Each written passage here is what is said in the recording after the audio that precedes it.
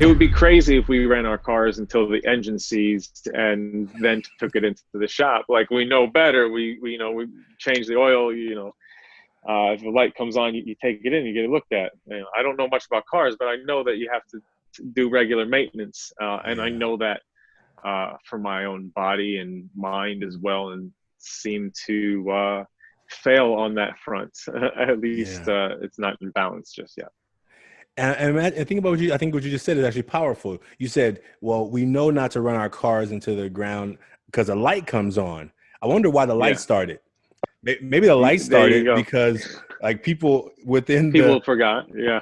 well, I don't need to, I'll wait the oil change. I said 30 miles, 30,000 miles, 30,000 miles, Hmm. 300,000 miles. When I need an oil change, that oil looks fine, And Yeah, imagine yeah. how many times companies said, you know what? People are not getting it. Like, let's put a We gotta warning put on an there. alert on here. Yeah, And even then, it still makes sense. happens, right? I just thought it was I just covered it up with a little post-it note. And I thought nobody wanted to see, what I'm saying? Like, all the things that Yeah. happen causes us to ignore even the signs.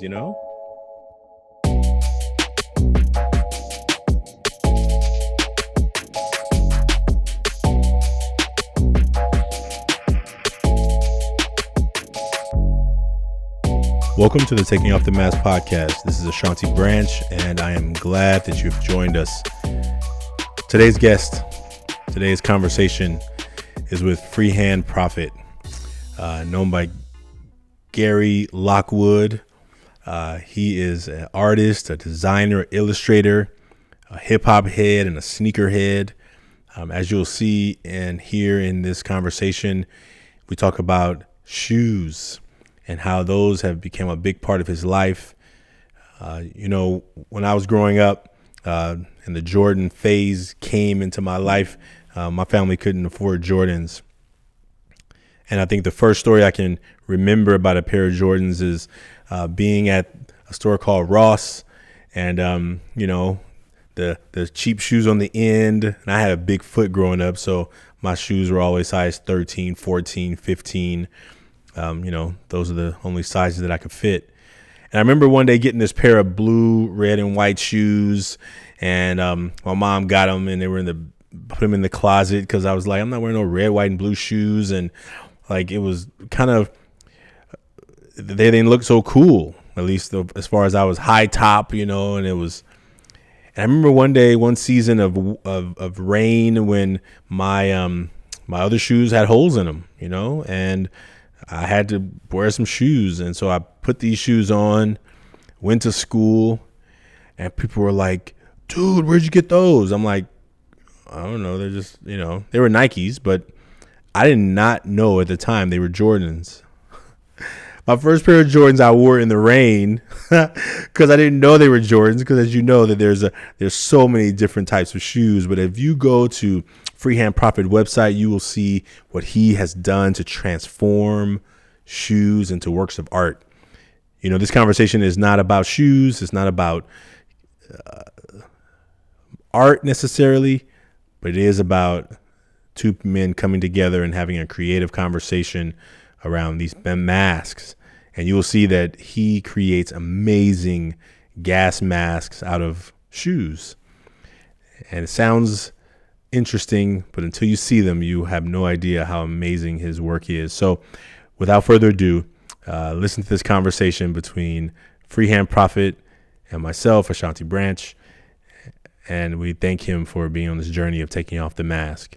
If you want to make a mask, please go to www.100kmasks.com, and we look forward to being a part of the movement with us. Have a great day.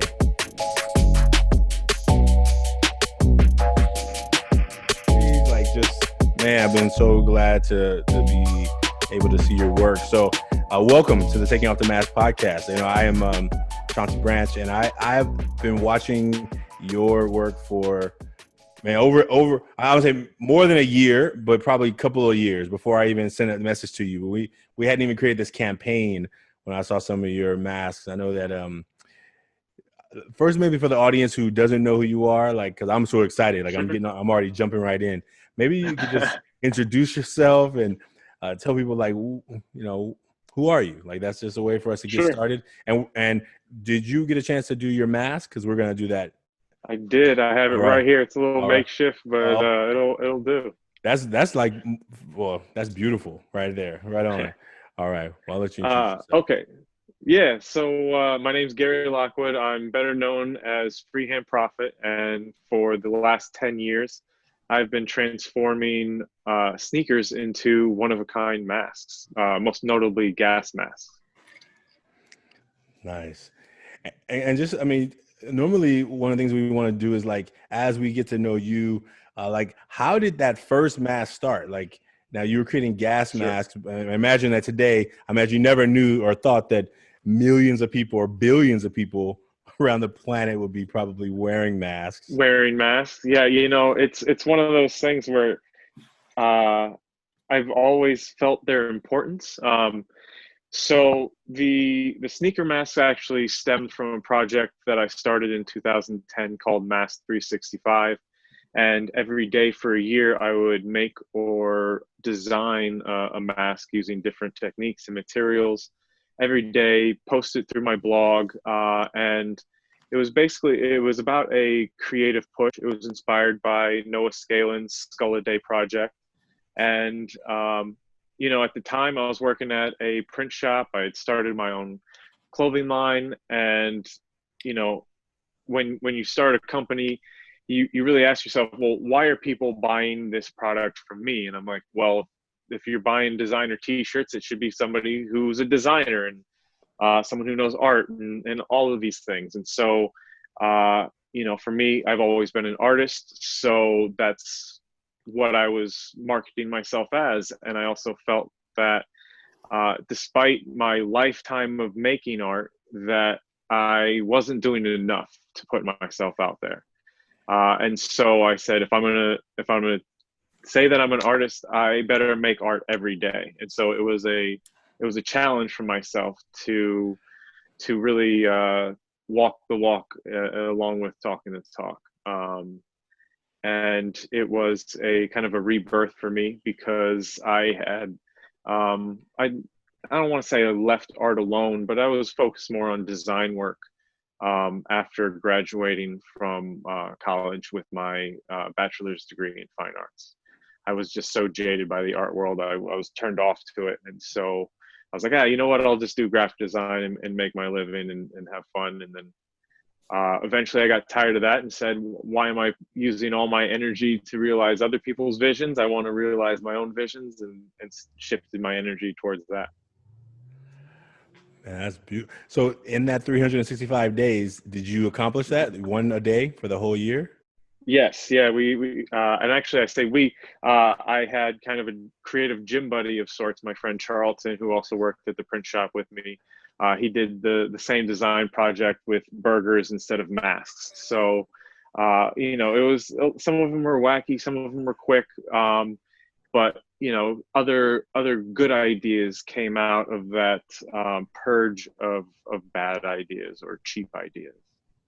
That's amazing. You guys just gave me a great idea. Maybe is that something that you have a format for, or you just say I'm gonna do 365 masks in this next over the next 365 days? So I really do encourage it. Just like Noah Scalen, who inspired me, he's built part of his career on being this creative challenge guy, and I think all of his disciples who've found careers or callings or some new passion through these projects kind of carry that on. So there's the format is find one that works for you. I have a friend who chose to do a monthly project, and that took him to places he didn't think we would go. My wife, Betsy, also did her own daily project. And it brings new ideas to the surface and kind of solidifies, like, okay, I don't want to go this direction, I want to go this direction. It clears the mind a little bit. We in our campaign, when I reached out to you about a year ago, I told you about this our goal was to collect 100,000 masks. And, you know, Mhm. because I think I'm sometimes overly ambitious, we moved it up to 1 million, right? So I guess I'm just not busy enough. So, Yeah. so it's called a million mask movement. And, you know, in my office here where I'm at right now, I have about 45,000 masks that are here, right? Incredible. That people all over, that 16 different countries have participated in, created.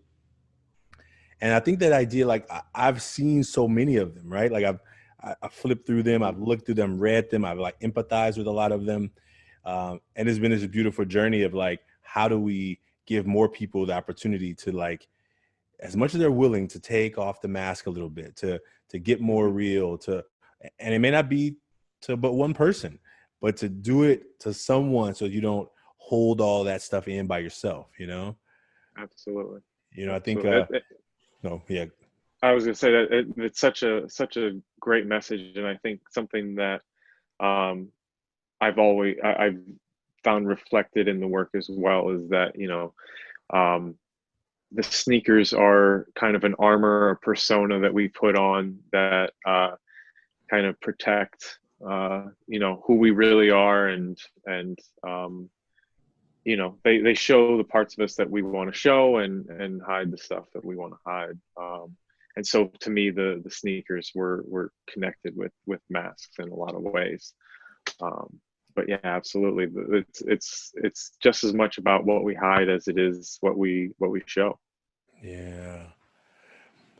Man, I have like tons of questions, but I think maybe our next thing, maybe we'll just jump into the mask. And we've done it Sure, we've sure. done it a couple of different ways. I give the guest the opportunity to, do you want to like share your whole front and then I share my whole front, or do you want to do one word at a time? Like what feels uh more comfortable for you? I'm kind of all right with either way. I think maybe we both show the front and Okay. go from there, right? Okay. Sounds great. Sounds great. Okay. So am I diving in first here? If you would like, all right. I mean, whatever if you feel comfortable, I'm open to that. I tell you what, you've done this before, so I'm gonna watch you do yours, and that way I know I did my homework right. Man, you did it perfect. I have no doubt. So basically, what I do, I'll try and show it. We don't know. I don't know. We're gonna try and see if we can pick it up. So this is the front.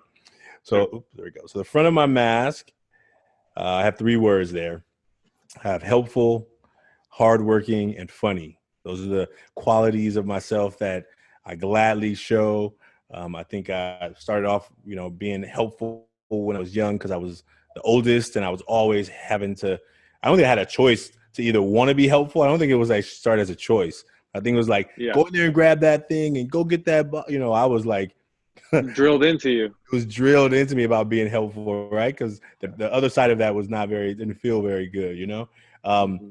and then funny, I think when I think about why I think about being funny a lot is because I was oftentimes not very happy, I think. And so how could I just make people laugh? And I wasn't a class clown. I mean, not Hmm. most of my life, but some of my life. But more just like trying to make it light, like to not I focus on understand the that. other stuff. And then hardworking, I think sometimes maybe even to a fault. But it's what I think is a positive trait that people was like, oh, he's so hardworking. And I think those are the three that I gladly let people see. I really appreciate you sharing that. And yeah, I guess I did maybe a little bit too much, but No. the first thing I'm eager to show you is the first thing on my list there. Here, I'm going to try to cover the back of my mask there. Is hardworking. Awesome. And I agree with you there to the point where it does feel like a fault. I'm a workaholic, and I've always taken pride in that. But lately, I've also felt maybe the flip side of that, and uh, I have friends who have their own addictions, and that whole aholic part does carry more weight than we recognize, and um, there is an avoidance of other things, and maybe that's why we're drawn to the work. So the second word on my list is strong, um, and and I think I put up a good face. Been through enough that I know I should be grateful for what I have, and also to know that um, when times are tough, they'll pass and things will be good again. But trying to ignore the fact that it's a tough situation in the moment isn't necessarily the solution there either. And the third would be confident. And again, that is more projection of things that I feel are missing and maybe need to be strength or reinforced, I guess. And I think that's something that the mask does for me. Man, thank you for that. When we first started doing this workshop, and I really appreciate you sharing those things, because we talk about addictions. Like I didn't know you could be addicted to working hard. When I found myself getting carried out of my classroom as a teacher in an ambulance because I was like, I think looking You weren't back, taking care of yourself? yeah, no, not even. No, I'm Okay. much better at taking care Sorry of to interrupt others. there. Yeah. No, I'm glad Yeah. you said. Yeah, I'm much better at taking care of others. Yeah. I think sometimes I was talking to a teammate today. I said, sometimes when I say I'm going to turn my phone off at 7 p.m. and like my brain first says, well, what if somebody needs me? What if Mm-hmm. somebody needs Mm-hmm. something? What if one of the young people in the program calls me? And I Mm-hmm. think that out of the goodness of I think, yeah, I mean, it feels like that's what my heart is feeling. But to take care of me and to say I'm gonna just spend a couple of hours just letting me be with me feels selfish. Yeah. And it also takes um, building it into your life as a practice, just like Yeah, everything else. Like you're talking about having that helpfulness being drilled into you. That's practice that's been formed over a lifetime. And yeah, uh, similarly, like you, I don't take the time uh, for myself, and it will compile until it's a problem, and then I have to, in order just to get back to zero, instead of like maintaining. It would be crazy if we ran our cars until the engine seized and then took it into the shop. Like, we know better. We change the oil. If a light comes on, you take it in, you get it looked at. I don't know much about cars, but I know that you have to do regular maintenance, and I yeah, know that for my own body and mind as well, and seem to fail on that front. At least yeah. it's not in balance just yet. And think about I think what you just said is actually powerful. You said, well, we know not to run our cars into the ground because a light comes on. I wonder why the light Yeah, started. Maybe the light there you started go. because like people within People forgot. Yeah. well, I don't need to, I'll wait the oil change. I said 30 miles, 30,000 miles, 30,000 miles, Mm-hmm. 300,000 miles. When I need an oil change, that oil looks fine, And Yeah. imagine how many times companies said, you know what? People are not getting it. Like, let's put a we gotta warning put on an there. alert on here. Yeah. And even then, it still Makes sense. happens, right? I just thought it was I just covered it up with a little Post-it note. And I thought nobody wanted to see, what I'm saying? Like, all the things that Yeah. happen causes us to ignore even the signs. When you think about the back, right, it's the other side of that, right? Like, when these are things I gladly let people see and the things I don't. And I wonder how many, if I think about my back, I'm going to think about those that I'm writing. It's like, oh yeah, like I don't want to deal with it. I don't want to talk about Yeah. it. I kind of want to just leave it out of sight. And I think it comes And quickly. this uh discussion right now that we're finally having after about a year of us going back and forth about, let's get something going, let's start this discussion, is that avoidance, I'm sure, because every time it came down to it, I was like, all right, now I got to deal with my stuff, like there's been and I've been seeing all the work that you're doing, and I absolutely love it. I'm like, I this is what we need more of in the world. We need to have these discussions, and we need to normalize it. And yet I still had that hesitation to like do it myself. And you know, um, I thought of something the other day, and it's uh, dealing with these things that we've avoided for so long, um, brings up certain feelings that, we're going to talk about the back of the mask soon. But the first thing on my list is depression, and my battle with that. Um, but we should know that addressing these issues, facing these things that we've avoided, isn't going to bring immediate relief of this depression or these bad feelings. In fact, I've seen a deepening of the depression as I address these things, because I'm actually acknowledging these issues or these events that affected me, that I chose to just ignore, and um, it causes a little pain to dig that splinter out, but eventually the healing can begin once you get it out there. So um, I'm sure that's a little bit off topic, but No, that's actually no, that's perfect. Actually, I thank you for going first. You started the back end out, and I'll when I heard someone say that when we think about it, depression and anxiety, like some people name it as being present in the past or being present in the future and the worry. And the first one on my list is fear of failure, right? So this yes. idea that I'm always like trying to look ahead. So I'm almost like to be present. I gotta like okay, just breathe, right? Because Yeah, I'm always yeah. like, what did not finish? What I got to still get done, and I'm Yeah. constantly jumping from past to future. And I think that Hmm. moment, sometimes in my workshops, I'll tell people, take a deep breath with me because I need to get Hmm. present. Because I'm trying to think about how am I going to close. So I'm trying to so all the things that happen, right? And my mind wants to race and like wants to think of how am I going to close this interview with you? Like I don't even know. Like I don't even.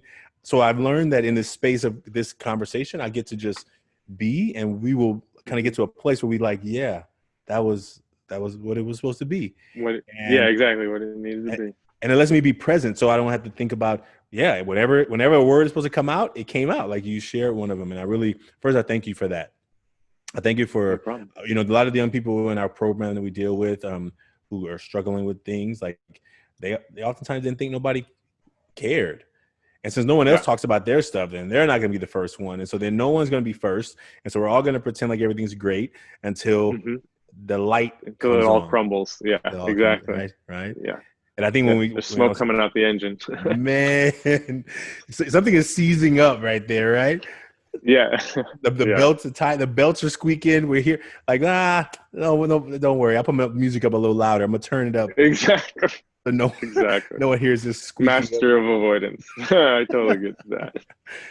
Oh man. Well, I'll go to my second one. Thank you for that. And So, no the problem. second one I wrote was sadness of my father's death.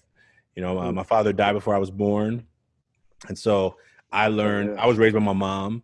So I was raised to be really in touch with how I felt about stuff, right? Like, Sure. she's a woman, she was always emoting, so I'm gonna emote too, right? But when Makes you leave sense. that house to show It's emotions, different. oh, it's very Yeah. different. It's not I accepted. understand that. What's wrong with you? Why are you so happy? Why are you smiling all the time? Why are you like, what? I can't. You're not supposed to smile here. Like, and then Yeah. you start Yeah. learning how to act the way that outside the house needs you to act. And sometimes it's Yeah. almost like two different people, two different 100%. parts of myself. And I think I that totally get that. yeah. So Totally that's the get that. one that I carry a lot. That's one I carry a lot, and my sadness about my father's death. That's something powerful, man. I appreciate you sharing that with me. Thank you. It's uh for me, the second piece on my list is self-doubt. Um, despite being able to achieve as much as I've been able to achieve, kind of like what you said, it's that worry and the anxiety. It's, did I do something wrong in the past that's affecting my future? Am I making the right decisions right now that are making for a better future? Should I be thinking more about my future? I got a lot to do right now. I got to catch up on it. There's so much, and being self-employed for 10 years, there's no like ooh, I get a raise, I got a promotion, some way to measure like, hey, you're doing okay, you're doing a good job, you're appreciated in this, in what you're doing. It's it's Instagram algorithms and dwindling likes, which of course mean very little until you realize, until you're like trying to pitch to a brand and they're measuring your contract based on your online engagement and that type of stuff. So, um, it's just a matter of, man, I've been doing it for 10 years. Am I going to be able to do it for another 10? When's the day that I should just go and get a day job and leave it all behind and say, I used to be an artist back in the day, but you keep going and you keep pushing and uh, just kind of hoping that day never comes. Well, I thank you for that, because I think as an entrepreneur, as a social entrepreneur who's trying to like help people, young people, I remember when we hit 25,000 masks, right? And I was Mm-hmm. like, I was already looking towards 30 and 35, right? Mm-hmm. I was Mm-hmm. like 25,000 people like created a mask where they shared really personal stuff. And I was Mm-hmm. like, because I had the goal of 100,000, right? So like, I'm so far away. It's only 25% of the goal. Like my mind just was like that like, is that even enough? Like, oh, Mm-hmm. look at that. We typed the number around the screen and the post, and it was like, oh, that's a cute number, but it's it's like, is it impressive? I don't know, and I think what And it, it, yeah, yeah. No, I mean that's it's a daily thing, and I feel you, and you have to know that 25,000 is a huge success, because it's all relative, of course, but like you said, it's something so personal, and that is a huge number, and um, that ambition can be a good thing, always pushing forward. That's good. But pat yourself on the back, of course, too, because that's good work, man. I think maybe more as men, as a man, as I identify as a male, like what happens in this world is that I think men have been taught when they're boys to suck it up, just man Yeah. up. Like you don't need nobody appreciating you. Like you don't need like, so we turn off the desire for that, but it's human to want to be Hmm. recognized. I think it's human. Hmm. I think I heard somebody say babies cry for it and soldiers die for it. This idea of Yeah. recognition, right? Like Yeah. I'm serving in my community, I'm serving my family, I'm and then, but when you don't hear it and you want it, and then you try and tell yourself you don't want it, I think the battles happen so big because of our unmet expectations. Like we want it, Sure. but no one's doing it. And since we don't feel we should tell them we want it, then it just becomes a cycle of like, well, what do you want? How do I help? How do Yeah. I help you if you can't even tell me what it is I'm not providing, right? Sure. Sure. I get that too, and I think, excuse me, we we kind of are taught that we shouldn't measure ourselves by what other people think of us. We shouldn't measure ourselves by social media engagement. We shouldn't measure ourselves by the paycheck that we have. And these are all things that are very true. And so we're constantly looking for ways like, how do we measure up? How do I know that I'm doing enough in this world for myself, for my family, for my community? Like, to me, the answers in my head are, I mean, first of all, it's Nate Dogg's voice going, it's never enough. And nobody cares, work harder. And those are the two things that like have been maybe a positive driving force in my life, but also have it's been a double-edged sword. Like it cuts as much as it cuts me as much as it maybe protects, or I'm not sure exactly how that would go, but you get me. Yeah. Well, I think, when funny about that song is never enough. I think that idea of fear of failure, like always having to check, am I operating the way I'm supposed to be operating in the world in this way? Um, the last one I wrote was, originally I wrote my card, I wrote mental health of my brother.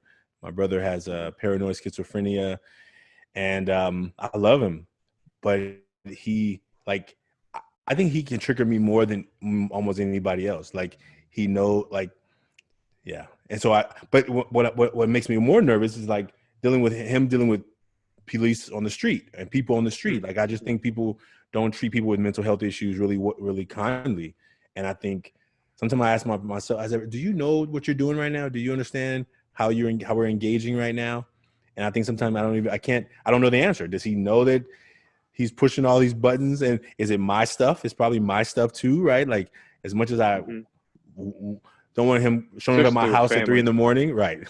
Especially showing. I mean, I'd much rather him show up at my house at 3 a.m, ask for a ride, even though I'm like, are you out of your mind? Than to be wandering the streets at 3 a.m. But I prefer you just not to do it in the first place, right? So it's like, yeah, I love you. I want you to get home safe, but I don't want to wake up at 3 a.m to take you home because you decided to not go home on all those things, right? Those battles. And so that was what I originally wrote. And then when you talked about addiction, about friends and things like that in one of your comments, I think one thing that I want to say is that I have been really managing of addiction to food, like mostly flour and sugar, like sweets, like pastries, like. And because I don't like when I engage in them, when I do battle with them, I'm not hurting nobody. I'm not taking from anybody else. But it's never enough. It's like I don't know what the normal amount of Oreos a person should eat, but until I finish the row, it's not enough, you know? Yeah. Like, it's like A completionist. I admire that. That's actually number 3 on my list too, and my lists actually went on to like 5 or 6 for each nope. column. Perfect. But body issues was the next thing for me as well. I grew up a fat kid. I got a sweet tooth and a I think addictive personality. Whether it's eating a bag of Skittles until it's gone, I am off cigarettes, but I spent 14 years smoking Newports, and if I had them, I was smoking them, and it's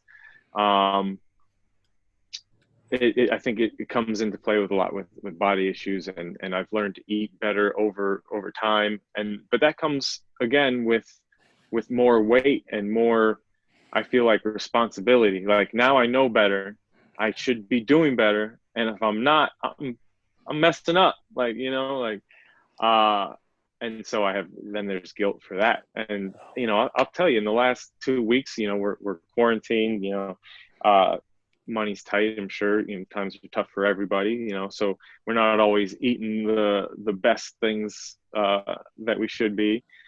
So I felt like I was putting on some weight, stress eating again, and there's a possible TV appearance later in the month, so I'm like, okay, I gotta start eating right, getting back into shape. And I was actually shipping out a mask for an international client, and it was a big box, so I had to get a different scale. I borrowed a scale from a friend. We don't actually have like a body scale in the apartment. And I got on it, and it said 139, and like, this is not at all, like, I was floored because I thought I was packing weight back on. When I first moved to California, I was about 220, and I'm only like 5'9", 5'10", so like that, it's a good amount of weight. Nothing crazy, but I worked hard to work that off. Yeah. Never been like the defined ripped guy. I'm an artist. I spend too much time in the studio for that.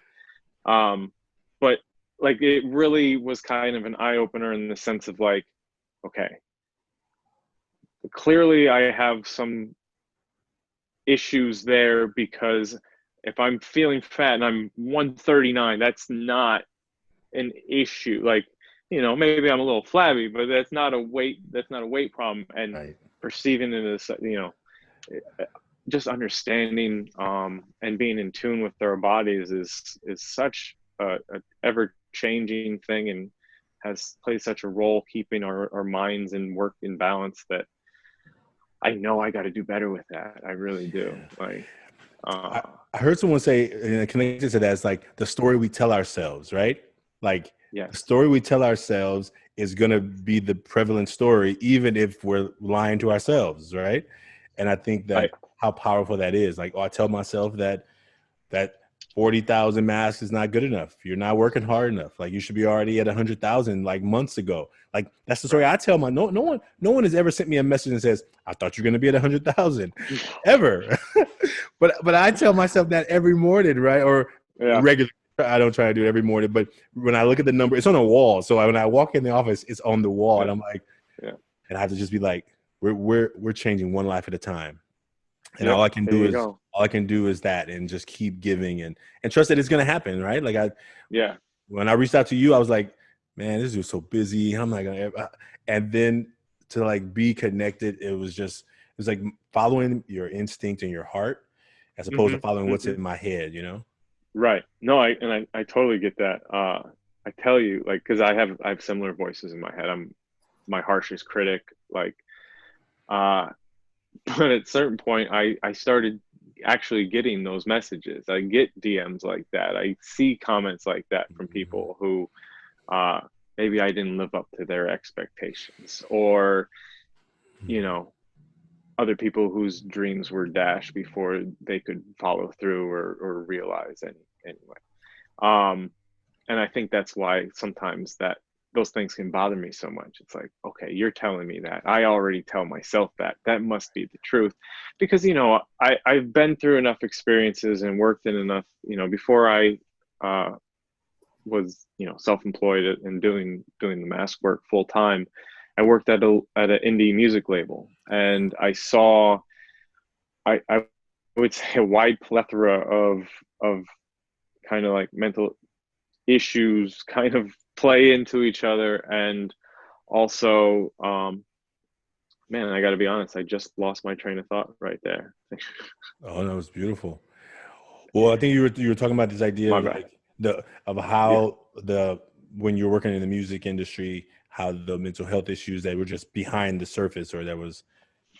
Yeah, and you know, it can really compound. And man, I really had somewhere I was going with that, and I got to apologize because I Well, let's totally try. got sidetracked. Well, Yeah. let's take a breath together. Let's take a breath. Let's take a There breath. you go. I like that. I like that. Uh,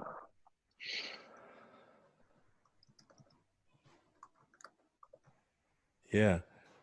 What like let's say that what else is like something that I mean I don't want to if you're getting close to it I don't want to like divert you. no, you're right. Please, it'll come back to me in some weird way. Well, I was just gonna say, you know, when you began to create these pieces of art, right? And I mean, even like the people you said that reached out to you and said you're whatever they said in the messages that you weren't living up to their Hmm. expectations.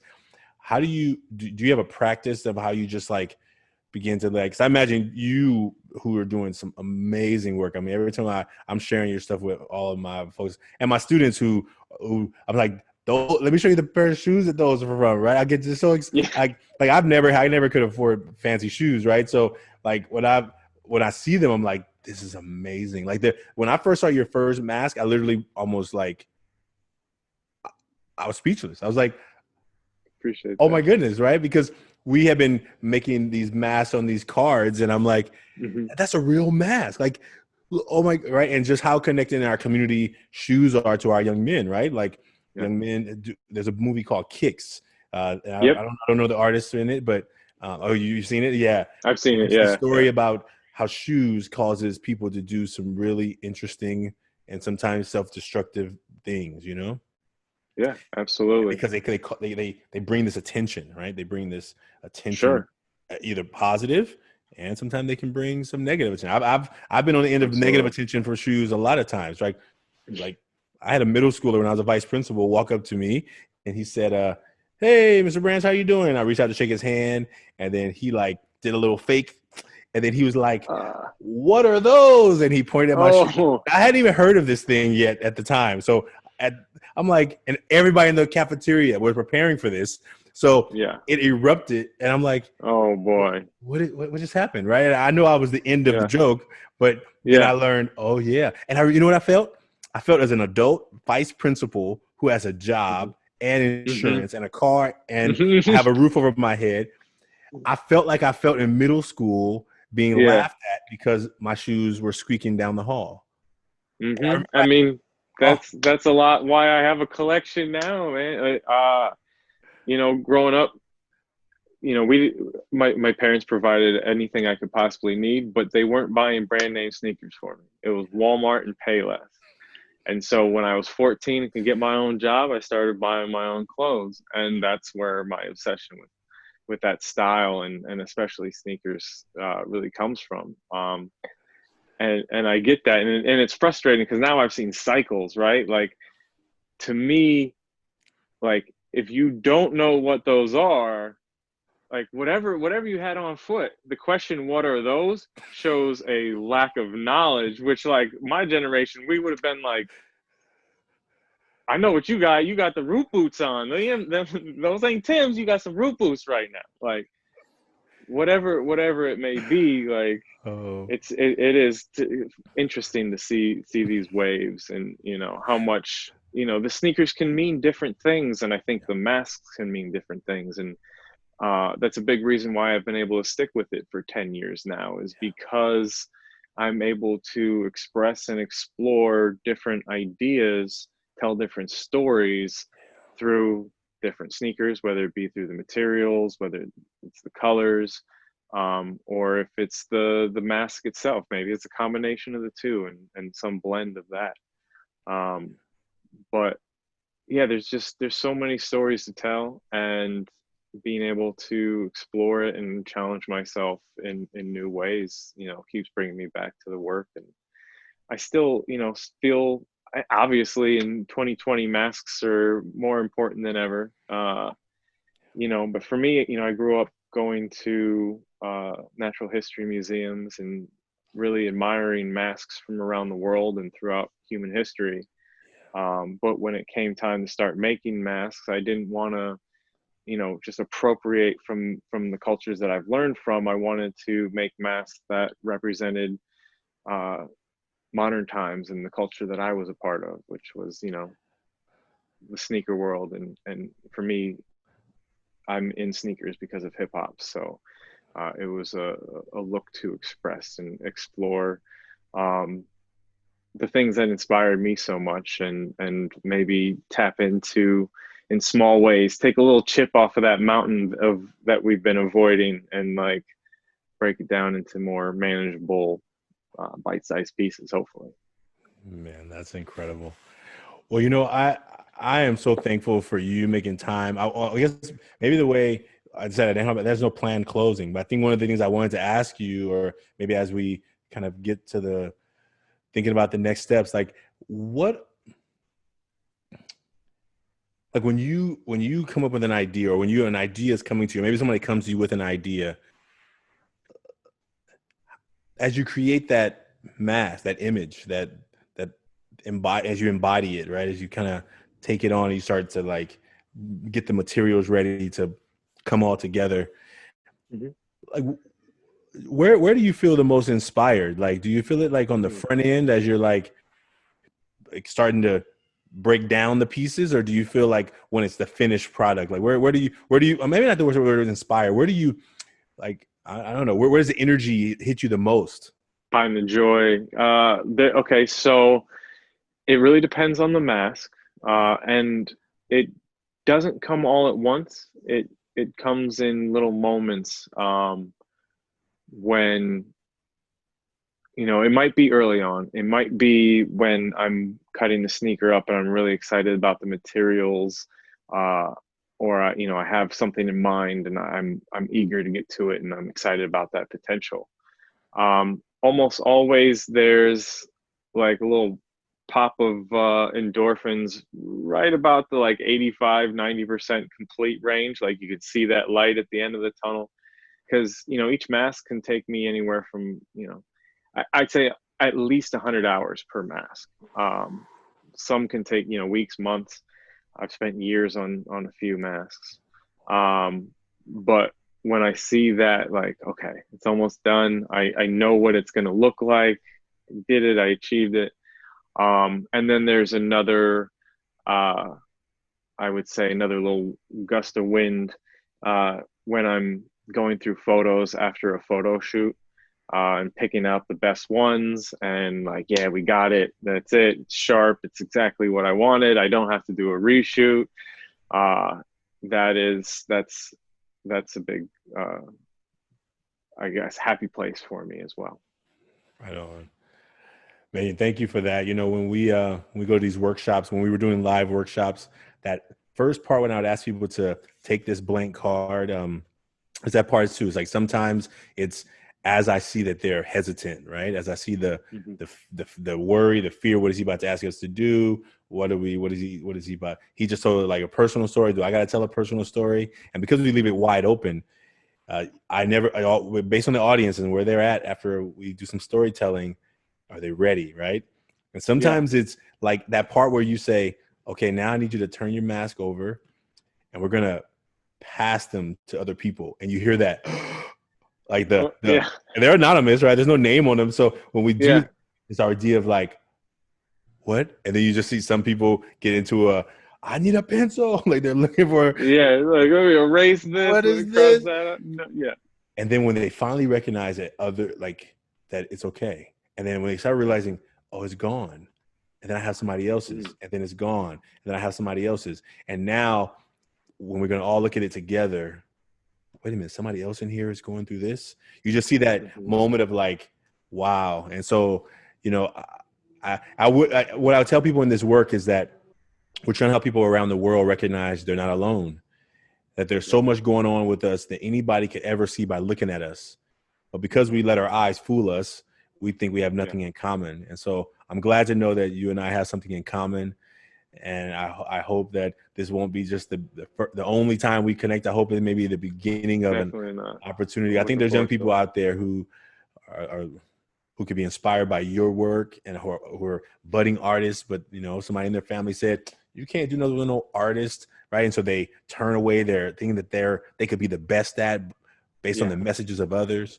And so I just thank you for the work you're doing. And is there any message like, you know, that you would have to young people out there? I don't know, or to anybody, to people out there in general, just around these masks and what you experienced today, you know, taking this moment with, you know, just you and I, just kind of taking them off a little bit.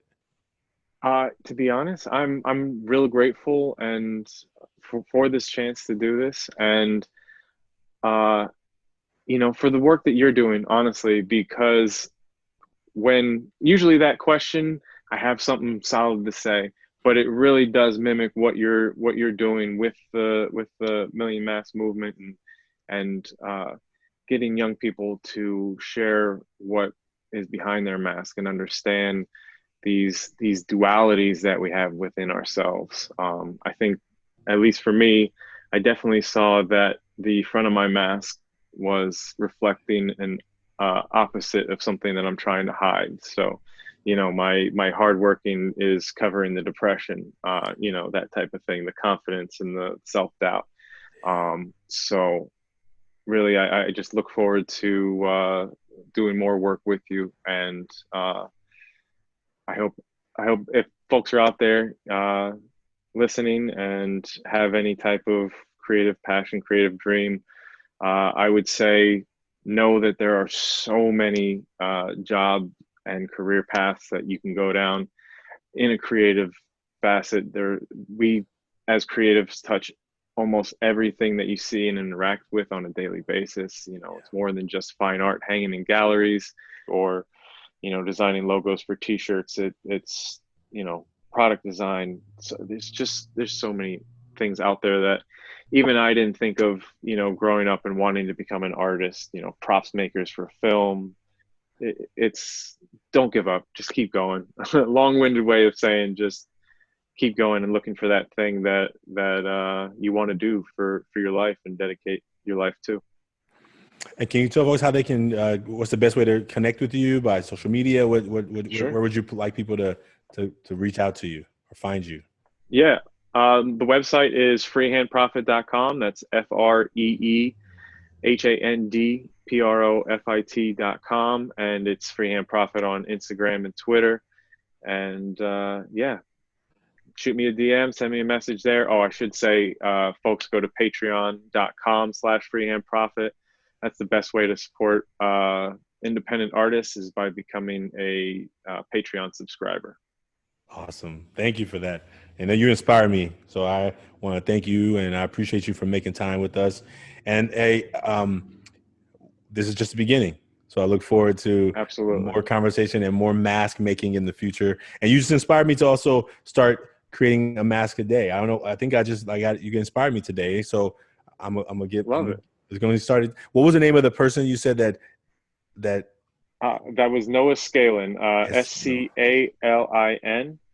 Okay. You can find him on Instagram, and yeah, he does really cool stuff. He's got a few books about creative sprints and the like too. All right. Well, maybe I'll pick a number. I won't say 365 right this moment, but There you go. I am going to pick a number and start today. That sounds awesome, man. Thank you, Look forward to Free. seeing that. So appreciate you. Looking forward to staying in touch, man. We look forward to even more amazing things out of you and your work and your creative mind. So thank you for being here. We look forward to seeing you soon. My pleasure, man. See you soon. Ever forward.